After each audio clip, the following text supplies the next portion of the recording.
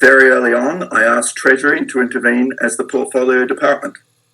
With the advice of both my lawyers and ASIC's lawyers, I wrote to the Treasurer once in an official capacity and the Treasury Secretary on 3 occasions in a personal capacity.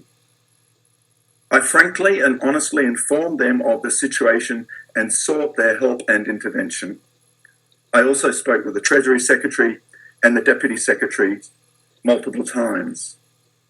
Treasury did not intervene for months, and so the unacceptable behaviour was allowed to continue and the harm compounded. You may wonder why, as ASIC Chair, I could not stop this behaviour. The practical reality is that a CEO can only do something about an employee's behaviour if they have the support of the broader system and is empowered to act. ASIC's deficient governance structures that need reform meant that I did not have the authority over this person. Meanwhile, Treasury failed to intervene.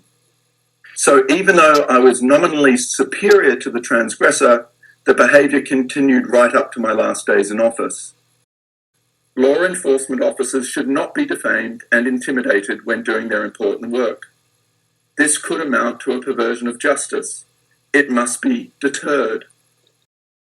No one is immune from being a victim of unacceptable workplace behaviour. I was the chair of ASIC, a law enforcement agency.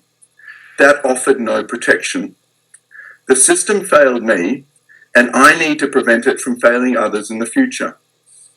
And despite what some may say, my appearance is exclusively aimed at preventing history repeating itself and to advocate for reform.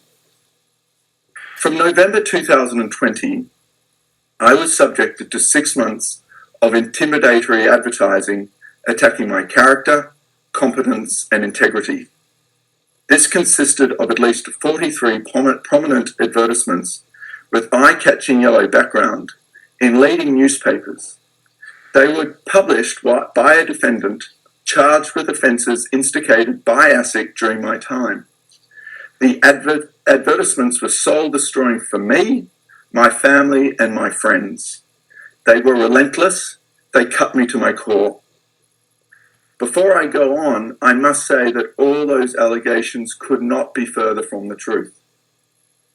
One Sunday morning, after months of relentless advertising, I broke down in front of a newspaper stand as my own face and fanciful words about me stared back from a yellow newspaper page.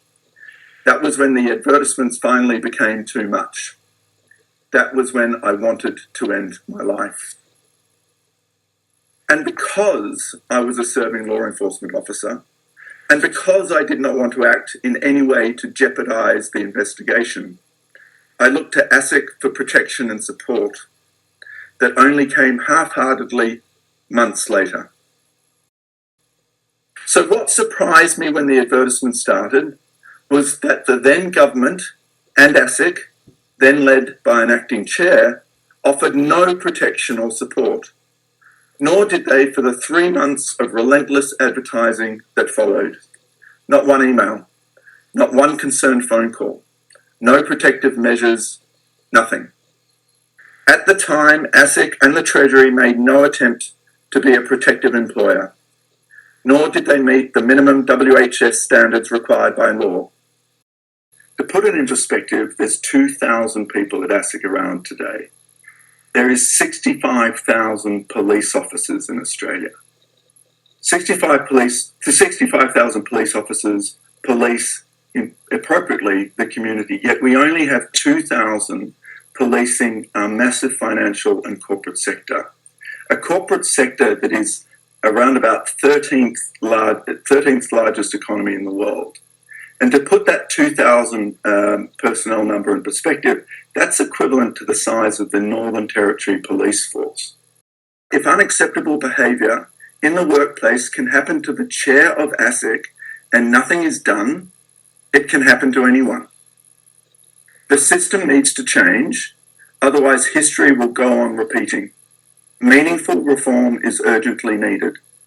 In the meantime, ASIC and Treasury need to stop walking past these behaviours. Thank you. My attempts to raise these important concerns with ASIC and Treasury were rejected. Instead, Treasury informed me that they have, quote, no obligation to advise ASIC, one of their portfolio agencies, to correct erroneous statements to Parliament. Instead, Treasury just walked past.